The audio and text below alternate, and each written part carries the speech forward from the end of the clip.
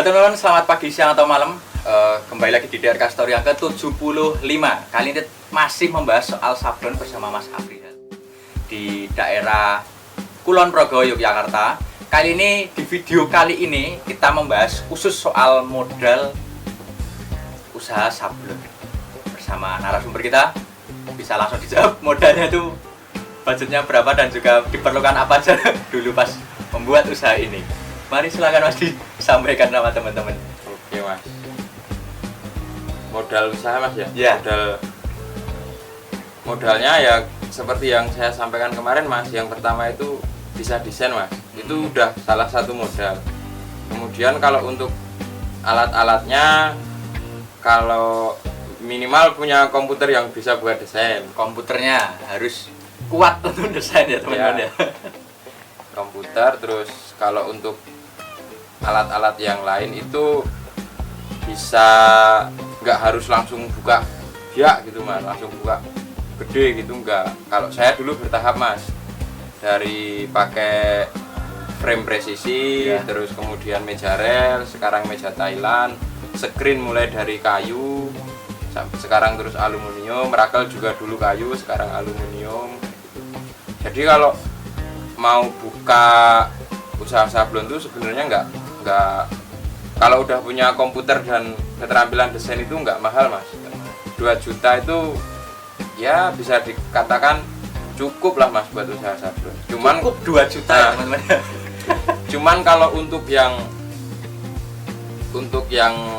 2 juta itu jadi Mas, 2 juta itu kalau untuk ngerjain sablon rubber udah cukup Mas.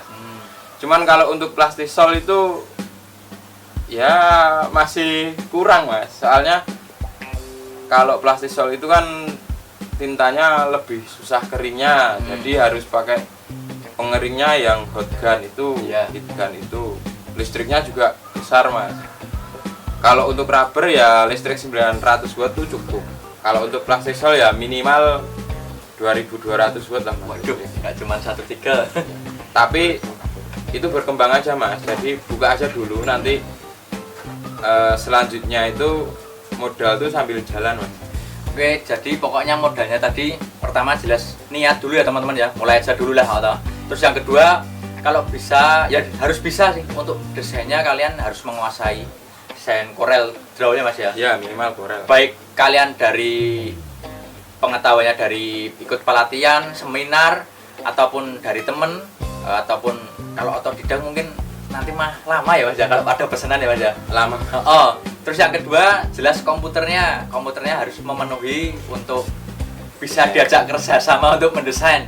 Nah terus untuk yang ketiga, untuk peralatannya tadi mungkin nanti saya tunjukkan di ya teman-teman ya, di videonya ini ya, alat-alatnya apa aja. Kalau alat-alatnya itu yang untuk nyablon juga itu buat sendiri atau ada tempat yang membuat seperti itu Mas? Ada Mas, beli di banyak Mas, SPS-nya di Jogja tuh. Satuannya berapa itu Mas perkiraannya tuh? Kalau saya nggak lupa ya Mas, kalau screen kayu itu ada yang 40.000, ada yang 50.000, macam-macam, soalnya jenis screen itu juga beda-beda. Terus yang buat ngesutnya itu, rakelnya itu juga ada yang kayu, ada yang aluminium, itu juga harganya beda-beda.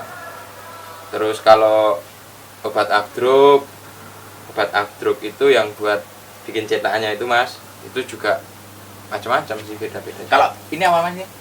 Ini juga buat nyablon nih? Ya itu obat abdruknya Mas. Berapa Mas gini? Itu 55 Mas. 55. Kalau tetap belum naik juga harus punya seperti ini Mas ya? Ya. Ada merek-mereknya. Iya Mas gitu. Itu ya. Jadi juga ada kayak gini juga ya teman-teman ya. Kalau kalian mau buka usaha sablon, persiapkan untuk peralatan-peralatannya, untuk mewarnanya siap digunakan. Tintanya Mas. Oh tintanya.